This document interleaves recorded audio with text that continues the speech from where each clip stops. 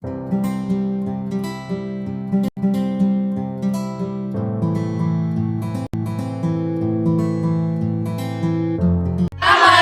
warahmatullahi wabarakatuh. Perkenalkan, nama saya kami ini akan menyampaikan dan bersati. Baik, saya akan menjelaskan tentang mengapa dokumen asli Sumpah Sakti Bukit Marapalang sulit ditemukan. Yaitu karena pada tahun 1858 Kerajaan Hindia Belanda memerintahkan untuk menghilangkan dokumen Sumpah Sakti Bukit Marapalang, sehingga dokumen tersebut musnah dan sulit untuk ditemukan.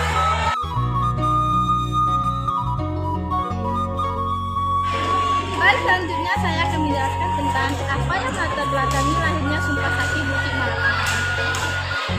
Untuk mengakui perang atau pertentangan antara kaum adat dan kaum Papua.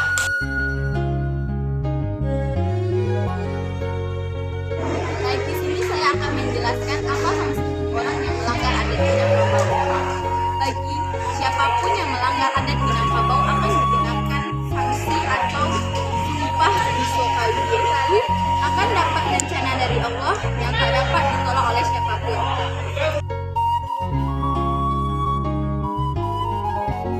Ya, saya akan menyampaikan jawaban selanjutnya.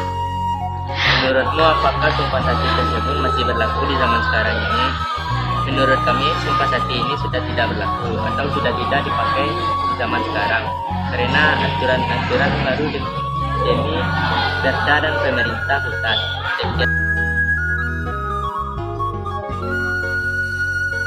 Dulu seperti di Minangkabau dan secara agama yang berdasarkan kitabullah. Sekarang dihukum adalah undang-undang yang ditetapkan oleh pemerintah. Dalam Sumpah Sakti Bukit Marapalang yang berisi 90 ayat, terdapat ayat yang tidak dapat dilaksanakan di zaman sekarang, yaitu pada pasal 3 ayat 5 tentang kekerabatan, kesultanan, dan raja-raja. Karena pada zaman sekarang tidak ada lagi kesultanan dan raja-raja, karena menggunakan sistem Republik Indonesia. Apakah semua orang Minangkabau melakukan Sumpah Sakti Marapalang kembali pada zaman sekarang ini dan memberikan pendapat dan alasan mereka?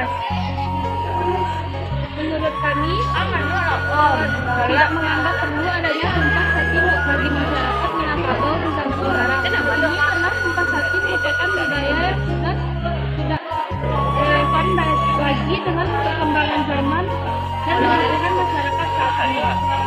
Fungsi Sumpah Sakti juga